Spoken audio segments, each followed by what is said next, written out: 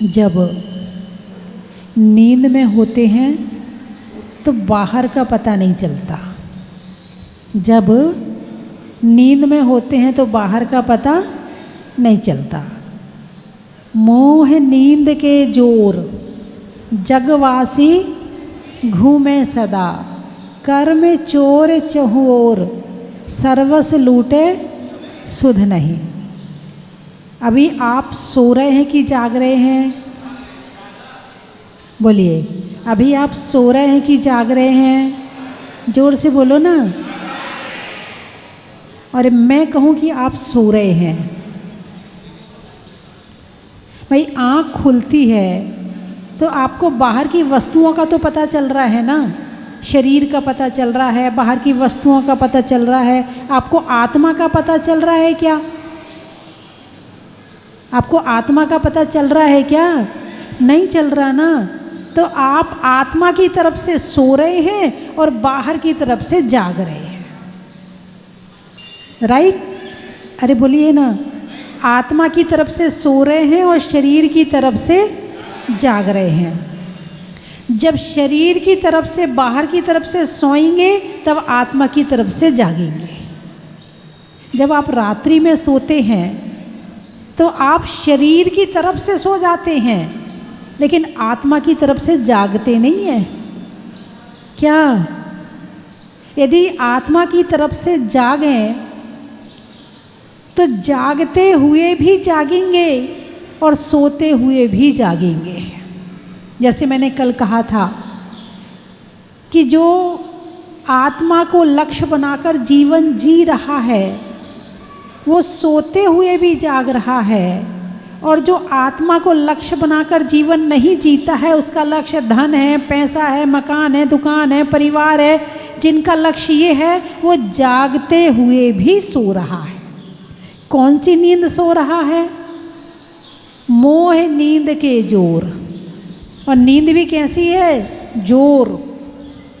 मोह नींद के जोर, हल्की फुल्की नींद नहीं है भाई। एक होती कुत्ते वाली नींद, जरा सी आहट हुई खड़े हो गए, है ना? और एक होती ऐसी कुंभकर्ण वाली नींद कि चाहे कितने बाजे बजा दो मगर उठने वाला नहीं है। हालांकि कुंभकर्ण ऐसा था नहीं, मैं तो उदाहरण दे रही जैसा और परंपरा में दिखाया हुआ है। ऐसा था नहीं कि 6 महीने सोता था, 6 महीने, ऐसा नहीं था। वो तो मोक्ष गया है। इंद्रजीत अरु कुंभ जो कर्ण, ते वंदो भव सायर तर्ण, है ना? कहाँ से मोक्ष गए हैं? बड़वानी से। कहाँ से मोक्ष गए हैं? हाँ, 52 गजा है ना, वहाँ से मोक्ष गए हैं। तो उदाहरण नींद में किसका लिया जाता है? कुंभकर्ण का। हालांकि सोता नहीं था, फिर भी उदाहरण के रूप में मान लेते हैं, है ना? तो वो नींद ऐसी थी, कितने बाजे बजाओ वो जागने वाला नहीं है। और कुत्ते की नींद कैसी होती है? जरा सी आहट मिली तो जाग गए। मोह नींद के जोर। जोर कैसी नींद लगी है? जोर की नींद लगी है, गहरी नींद लगी है। कोई कितना जगा ले, कितने प्रवचन सुना दे। प्रवचन क्या है? मोह नींद से जगाने का उपक्रम है। किससे?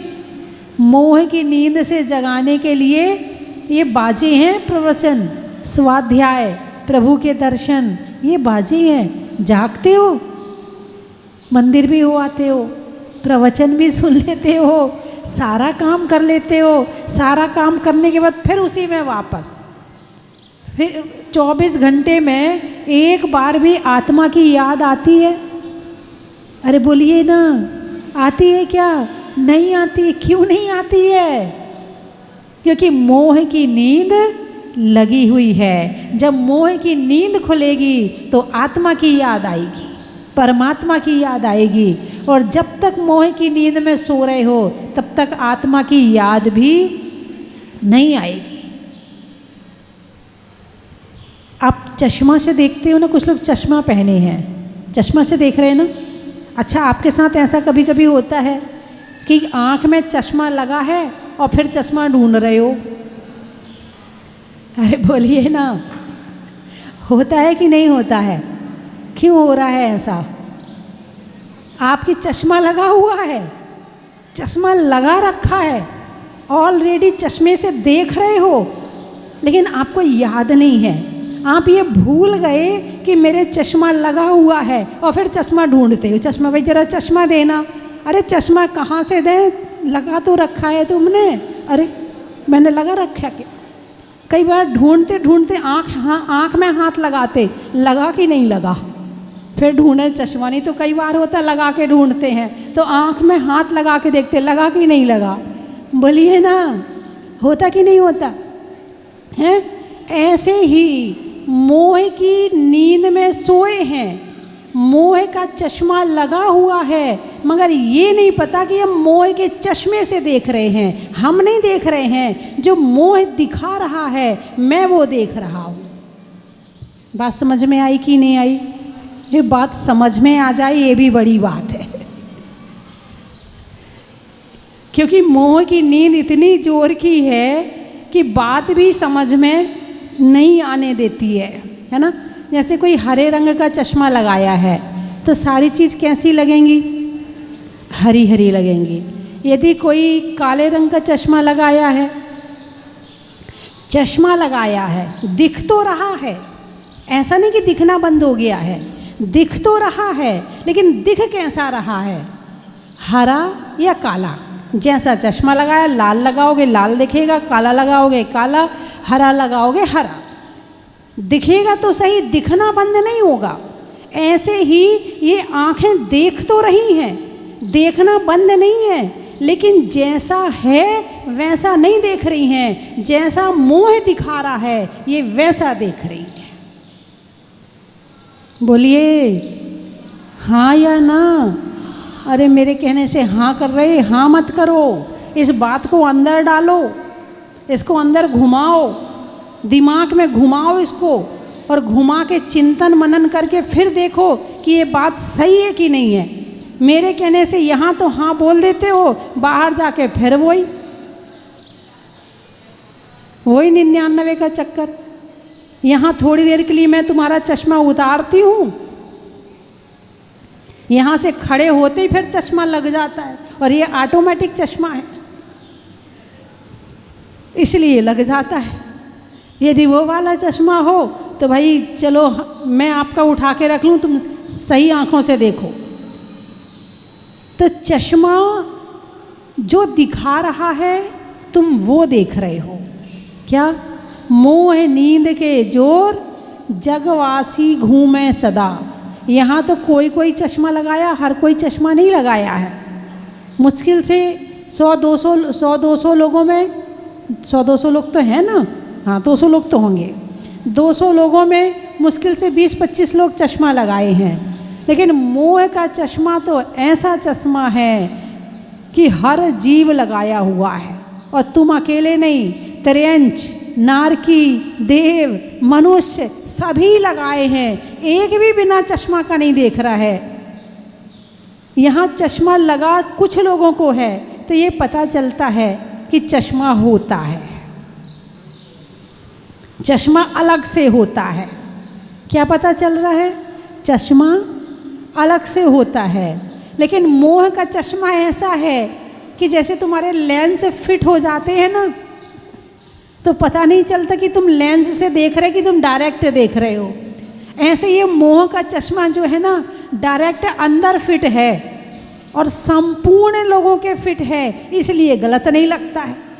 अब कुछ लोग आत्मा के विषय में जानने लगते हैं, पहचानने लगते हैं, स्वाध्याय करने लगते हैं, प्रभु के दर्शन से हैं, कहीं ना कहीं से आत्मा का ज्ञान होता है, चिंतन मनन करने लगते हैं, वो घर छोड़ देते हैं, दीक्षा ले लेते हैं, तो फिर उन्हें अलग से दिखता है कि इनको मोह का चश्मा लगा है। और ऐसा नहीं कि 24 घंटे चश्मा उतर जाता, नहीं, मोह का चश्मा भी इतनी जल्दी उतरेगा नहीं, नंबर कम ज़्यादा हो जाता है। क्या? ऐसा नहीं कि मेरा मोह का चश्मा पूरा उतर गया, पूरा नहीं उतरा है, पूरा तो उतरेगा 10वें गुण स्थान में, अभी नंबर कम ज़्यादा हो जाता है। क्या? अभी नंबर कम हो गया तो थोड़ा सही दिखने लगा और थोड़ा जो मोह दिखा रहा है उससे दिख रहा है, थोड़ा सही दिख रहा है फिर मोह दिखा रहा है। जैसे नींद है कि जब नींद कच्ची हो जाती है ना, कुछ लोग ऐसे होते कि चाहे घर लुट जाए उन्हें नहीं पता कि वो सो रहे हैं, सब कुछ नहीं कोई दिक्कत नहीं, खूब गहरी नींद आती। और एक ऐसा कि जरा सा खटका हो जाए तो नींद खुल जाती है ना। ऐसे आत्मा का ज्ञान होने के बाद मोह की नींद कच्ची तो हो जाती है मगर पूरी छूटती नहीं है। छूटेगी कब? 10वें गुण स्थान में जाकर के। और 10वां गुण स्थान पंचम काल में है ही नहीं है। कौन सा गुण स्थान है? 6वां गुण स्थान है और 7वां आने जाने वाला है ना। तो फिर क्या करें माता जी? फिर तो आत्मा का ज्ञान नहीं होने वाला। जब मोह छूटने वाला नहीं है तो फिर तो हम ही अच्छे हैं। नहीं, जब थोड़ा सा मोह छूटता है, मिथ्यात्व, सम्यक मिथ्यात्व, सम्यक प्रकृति और अनंतानुबंधी, ये 7 कषाय का उपशम 6 उपशम होता है। ये मोहिनी की कषाय हैं। जब थोड़ी सी नींद से जागते हैं तो सम्यक दर्शन की प्राप्ति होती है। और वो सम्यक दर्शन घर में रहकर भी हो सकता है। उसमें घर छोड़ने की ज़रूरत नहीं है, उसमें जागने की ज़रूरत है। जलते भिन्न कमल है। कमल कहाँ रहता है? कीचड़ में रहता है। कहाँ रहता है? कीचड़ में रहता है। लेकिन कीचड़ से ऊपर रहता है। ऐसे घर में रह कर के ज्ञान हो गया है, आत्मा जागृत हो गई तो इससे सम्यक दर्शन की प्राप्ति हुई। फिर आत्मा थोड़ी और जागी तो थोड़े नियम लेने शुरू कर दिए। सप्तव्यसन का त्याग, अणुव्रतों का नियम। आत्मा थोड़ी और जागी। किससे जागी? मोह से जागी। थोड़ा मोह कम हुआ तो अणुव्रत ले लिए, सप्तव्यसन का त्याग कर दिया। फिर थोड़ी और जागी आत्मा तो फिर 2 प्रतिमा ले ली। अब 12 व्रत ले लिए, अणुव्रत, गुणव्रत और शिक्षा व्रत। थोड़ी और जागेगी तो फिर 2 प्रतिमा से 3 प्रतिमा, 4 प्रतिमा, 5 प्रतिमा, 6, 7, 8, 9, 10, 11 क्षुल्लक या क्षुल्लिका बन गए। थोड़ी और जागी तो फिर मुनि या आरिका बन गए। बस अब ये स्टेज यहीं तक है, इससे आगे नहीं है। अब तुम जितने जाग जाओगे तो जागने की जो एक सीमा है पंचम काल में वो यहीं तक। अब साधना करो। किसकी साधना करो? मोह नींद से जागने की। तो मोह का काम क्या है? मेरा मेरा करना। क्या काम है? मेरा मेरा। जो मेरा नहीं है उसको मेरा कहलवाना किसका काम है?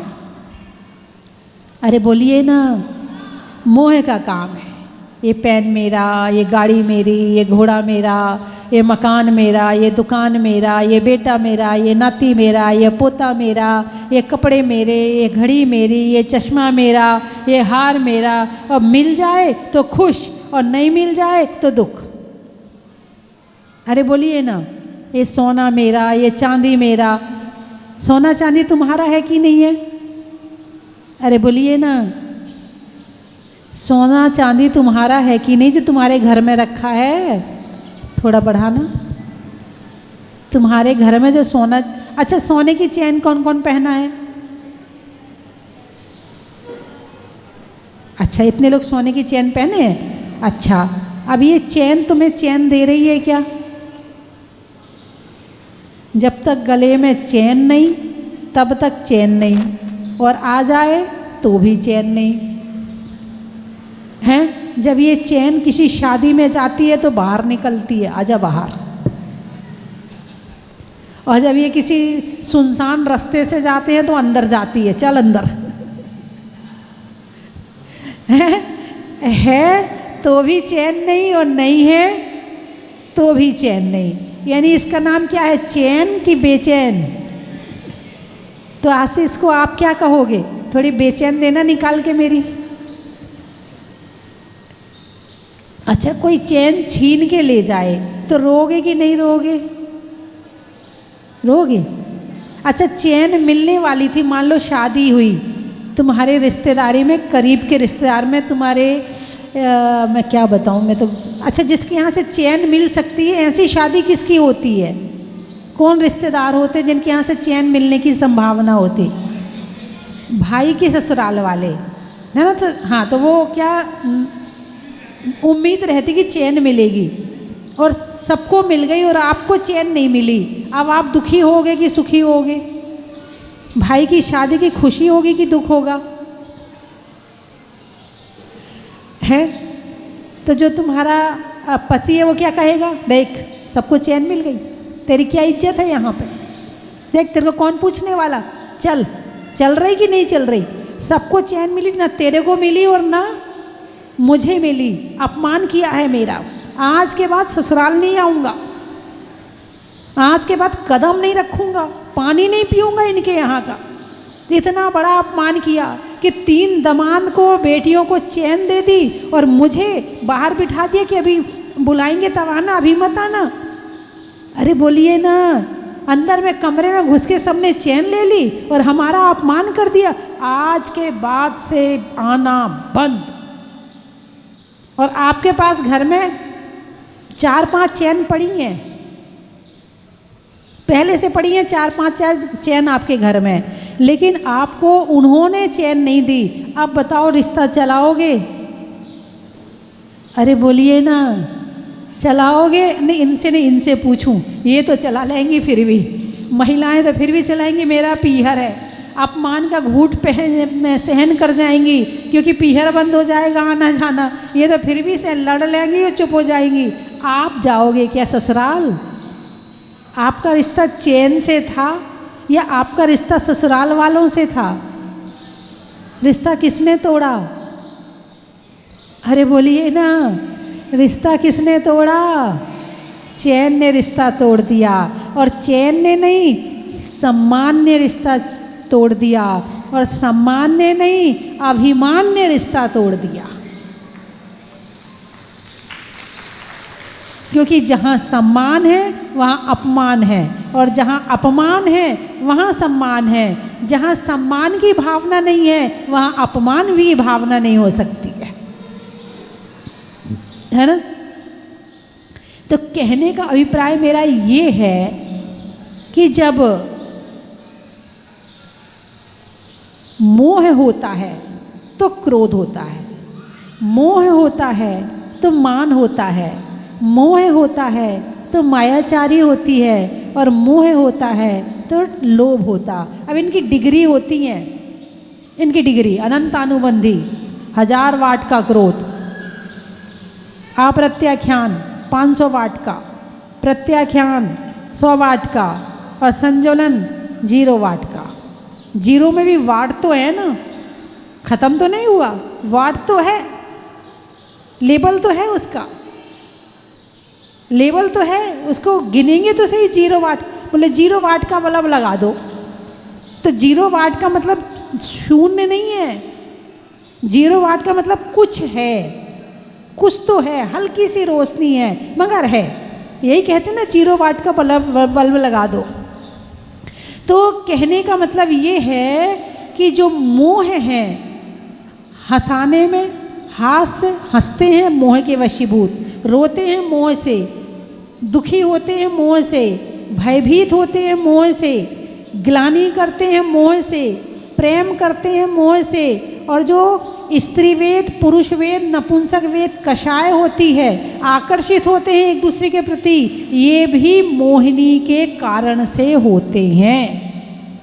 इसीलिए यहाँ कहा है कि मोह नींद के जोर, इतनी जोर की नींद लगी है, क्रोध से छूटते हैं तो मान में चले जाते हैं, मान से निकलते हैं तो माया में चले जाते हैं, माया से निकलते हैं तो लोभ में चले जाते हैं, इनसे निकलते हैं तो हास्य, रति, अरति, शोक, भय, जुगुप्सा, स्त्री वेद, पुरुष वेद, नपुंसक वेद में चले जाते हैं। इनसे निकलना है, ऐसा चक्रव्यूह है मोह का, ऐसा चक्रव्यूह है कि इसमें घुसना तो सरल है मगर इसमें से निकलना बहुत कठिन है। अभिमन्यु को जानते हो ना, कौन था? अर्जुन का पुत्र था, है ना, उसको चक्रव्यूह में घुसने की कला तो आती थी, उसको निकलने की नहीं आती थी। हुआ क्या, जब निकलने की कला नहीं आती थी घुस तो गया, और जब घुस गया तो निकल नहीं पाया तो उन लोगों ने उसे मार दिया। ऐसे ही ये संसार एक चक्रव्यूह है, इसमें घुसने की कला तो सबको आती है मगर इसमें से निकलने की कला नहीं आती है। इसीलिए फिर कहीं त्रियंच गति और नरक गति के गड्ढे में जाके दुखों में पड़ जाते हैं।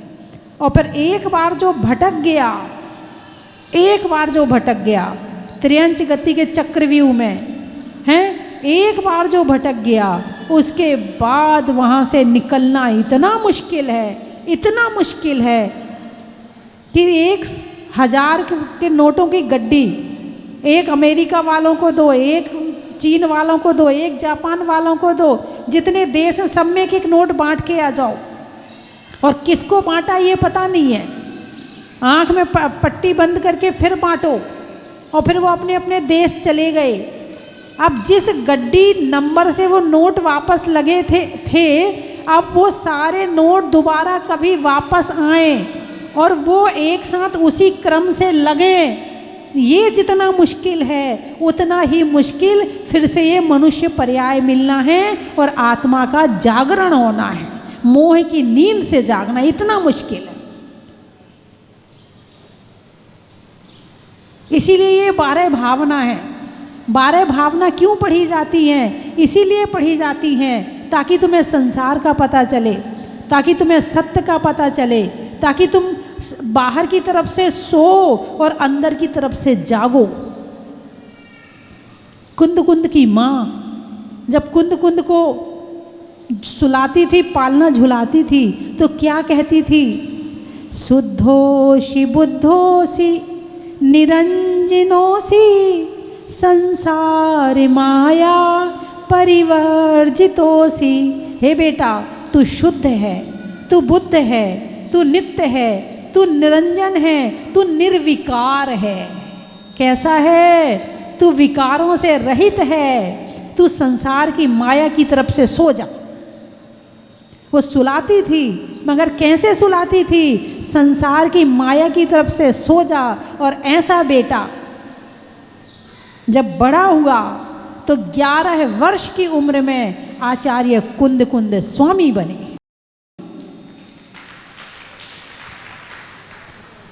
और आपको सत्य समझ में आता है जब किसी की अर्थी में जाते हो, जब किसी की अर्थी जलते देखते, एक दिन मुझे भी यही आना है, एक दिन मेरा भी यही अंत होना। किसी का एक्सीडेंट हो जाए, थोड़ी देर के लिए जागते हो, पता नहीं जीवन का भरोसा नहीं है कब क्या हो जाए। फिर जैसे ही पलटी खाए फिर भूल गए। फिर कोरोना आया, बहुत लोगों को वैराग्य हुआ, अरे जिंदगी का पता नहीं है कब क्या हो जाए, कौन चला जाए कौन रह जाए। बड़ा वैराग्य हुआ कोरोना में। और जैसे ही कोरोना गया फिर मोह की नींद शुरू। जागते तो हो, जब पति पत्नी का झगड़ा होता है तो इससे अच्छा तो मैं महाराज जी बन जाता, कहाँ से फंस गया तेरे चक्कर में। वो कहती इससे अच्छा तो मैं माता जी बन जाती, कहाँ से फंस गई मैं तुम्हारे चक्कर में। और थोड़ी देर बाद गुस्सा शांत हुआ, दोनों के झंडे झुके, फिर शुरू मोह। बोलिए हाँ या ना? नींद खुलती तो है मगर हल्की सी देर के लिए खुलती है और वापस फिर सो जाते हो। इस नींद को ऐसा झटका मारना है, ऐसा झटका मारना है, ये खुल गई तो खुल गई, अब मुझे जागना है। स्वाध्याय शुरू हो जाए, अभिषेक शुरू हो जाए, ध्यान शुरू हो जाए, सामायिक शुरू हो जाए, बाहर से विरक्ति आ जाए, बाहर की वस्तुएं छूटने लगें, धीरे धीरे करके छोड़ना शुरू कर दो। नींद खुले तो ऐसी खुले। अरे बोलिए ना, अरे 5 मिनट शांति रखो, मैं तो जगा रही हूँ और तुम्हें नींद आ रही है। अच्छा नहीं नहीं नहीं, आपको वैराग्य आ रहा है। वो कह रहे जब कुछ है ही नहीं अपना तो ये हार भी उतारो, ये मुकुट भी उतारो, ये माला भी उतारो। उनकी नींद खुल गई है इसलिए वो तुम्हें जगा रहे हैं, ये कुछ भी अपना नहीं है। अरे बोलिए ना, ऐसे ही लगा क्या आपको? कुछ और लगा है, वो मैं समझ गई क्या लगा है आपको। मुझे पता चल गया, वो आपके मन की बात मेरे कान में आ गई है। बंधुओं, जितना दुख है वो मोह का है, और वर्तमान में जिसे आप सुख मान रहे हो वो मोह का है। मोह जनित सुख और मोह जनित दुख। यदि आत्मा से सुख मिलेगा जो डायरेक्ट ध्यान का सुख है, उसका दूसरा जोड़ा नहीं है।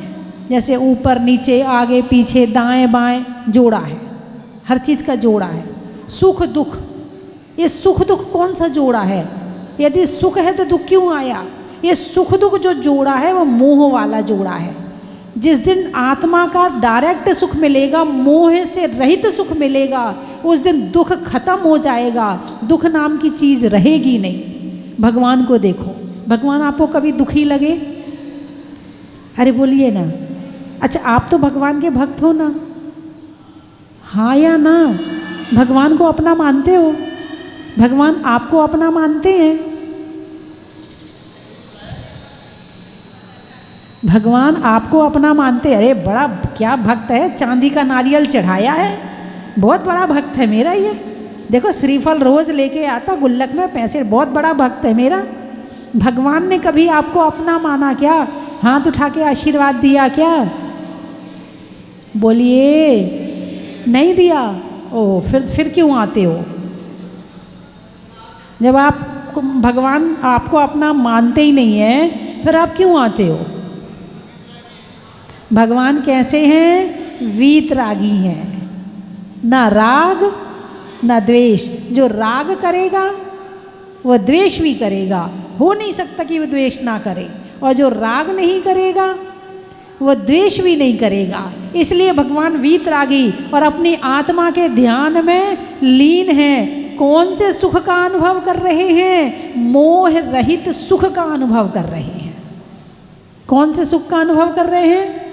मोह रहित सुख का। घर में बेटा आ गया, जन्म हो गया, कौन सा सुख? मोह का सुख। सोने की चैन मिल गई, कौन सा सुख? मोह का सुख। अच्छे नए कपड़े मिल गए, कौन सा सुख? मोह का सुख। घर में गाड़ी आ गई, लगता त्योहार आ गया। जिस दिन गाड़ी आए कई दिन तक खुशी रहती है घर में, हैं? कौन सा सुख? मोह का सुख। नया मकान बन गया, कौन सा सुख? मोह का सुख। अच्छे सज गए संवर गए, आईना के सामने खड़े होके और अच्छा लग रहा, अच्छी फीलिंग आ रही है, कौन सा सुख? मोह का सुख है। मोह का सुख कब तक है? जब तक चीज है, और चीज गई तो फिर दुख। भाई जिसको अपना मानते हो है तो सुख, और चला गया दुख। भाई किसी का बेटा चला जाए दुख होता कि नहीं होता? कब तक दुख होता है? सारी जिंदगी दुख होता। मेरा बेटा चला गया, क्यों? बेटे से मोह था। और पड़ोसी का चला जाए, पड़ोसी का बेटा चला जाए तो कितना दुख होगा? जीरो वाला, है ना? नींद आ जाएगी, ज़्यादा रोगे भी नहीं, बस थोड़ा सा उसका, और वो दुख भी नहीं होगा, सहानुभूति। और सहानुभूति भी नहीं होगी, मेरा तो बेटा है, उसका तो चला गया, अभिमान, ये भी हो सकता है ना? तो वो सारे सुख जो है मोह सहित हैं, लेकिन सच्चा सुख मोह रहित होता है, जिसे भगवान ने प्राप्त किया है। और कितना सुख है? अनंत सुख। कितना सुख है? अनंत सुख। और तुम्हारा सुख तो कब खत्म हो जाए पता नहीं। क्षण में यहाँ हंस रहे हो और यहाँ रोने लगो, कब हंसो कब रो पता नहीं है। और भगवान का सुख रोना धोना है ही नहीं है, क्योंकि मोह रहित सुख है। तो मोह नींद के जोर जगवासी घूमे सदा। सारा संसार कैसे घूम रहा है? जगवासी, जग में रहने वाले, जग में वास करने वाले घूमे सदा, घूमे जा रहे, घूमे जा रहे, घूमे जा रहे, घूमे जा रहे, पता ही नहीं कि घूम रहे हैं। तो मेरी बात आपकी समझ में आ गई? चल फिर बंद करूं? अभी आपका मोह जागृत हो जाएगा। मोह जागृत, बहुत देर हो गई, प्रवचन ज़्यादा हो गए माता जी के, टाइम हो रहा है। कौन जागृत हो गया? मोह जागृत हो गया। अब आगे का भी तो देखना है, आगे भी तो जाना है। कौन जागृत हो गया? मोह जागृत हो गया। और जिसका मोह टूटेगा, मैं यहीं रहूँगा, मुझे जाना ही नहीं है यहाँ से। अब मैं आत्मा का कल्याण करूँगा, आत्मा का हित करूँगा, अपनी आत्मा को सुखी करूँगा। अभी तक शरीर को सुखी कर रहे हो, अब आत्मा को सुखी करो। हाँ या ना? हैं? वस्तुओं की टोह का, गाने में आरोह अवरोह का और छोड़ने में मोह का, समुद्र के मंथन का, पढ़ने में ग्रंथन का और करने में प्रतिदिन चिंतन का। चिंतन से काम होगा। बच्चों में बाय बाय का, पंच परमेष्ठी में उपाध्याय का और करने में स्वाध्याय का।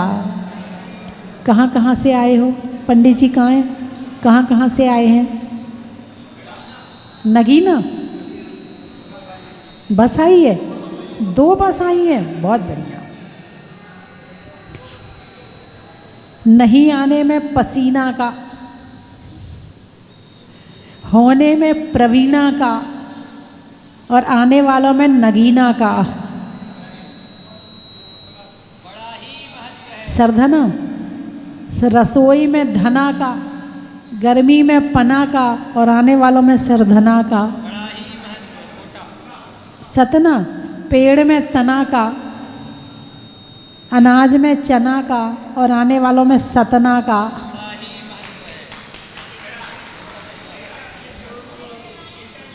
एटा, माँ के बेटा का, गांव में खेटा का और आने वालों में एटा का। महीनों में मई का, रजाई में रुई का और महिला मंडल के आने में मुंबई का।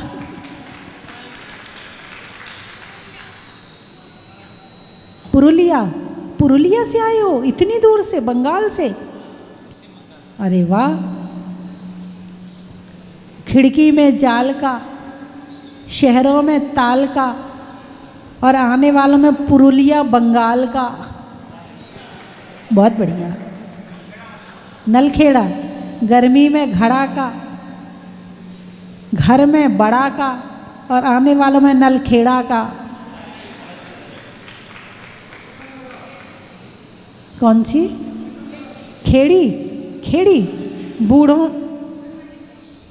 बूढ़ों में छड़ी का, भोजन में बड़ी का और आने वालों में अलवर खेड़ी का।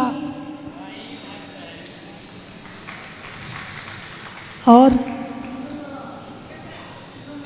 सिकंदरा, रहने के लिए धरा का, रहने के लिए धरा का, रंगों में हरा का और आने वालों में सिकंदरा का। और जयपुर, गाने में सुर का, नृत्य में नूपुर का, आने वालों में जयपुर का। नौगमा, पैसों में जमा का, रात्रि में क्षमा का और आने वालों में नौगमा का। नदी में नाव का, होने में अच्छे स्वभाव का और आने वालों में गुड़गांव का। हो गए? आरोन, प्रश्नों में कौन का, व्यापारियों में फोन का और आने वालों में आरोन का। आपको एक बात और बतानी है कि 19 और 20 अक्टूबर में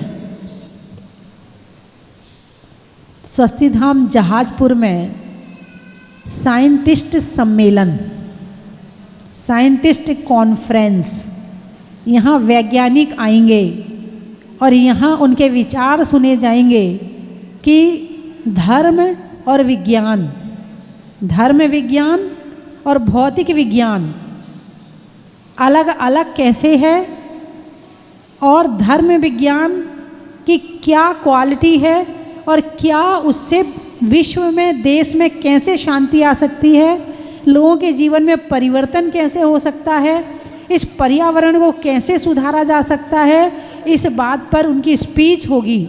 और यहाँ पर उनका सम्मेलन 2 दिन का प्रोग्राम है और आपको टाइम मिले तो उन वैज्ञानिकों को सुनने के लिए अवश्य आना। वैसे पारस चैनल पर इसका लाइव प्रोग्राम दिखाया जाएगा 12 बजे से 4 बजे तक, दोपहर में 12 से 4 इसका लाइव प्रोग्राम दिखाया जाएगा। यदि आप वैसे नहीं सुन पाते हैं तो ऐसे सुन लेना, लेकिन सुनना ज़रूर कि विज्ञान क्या कहता है ना। बोलिए 24वें भगवान की।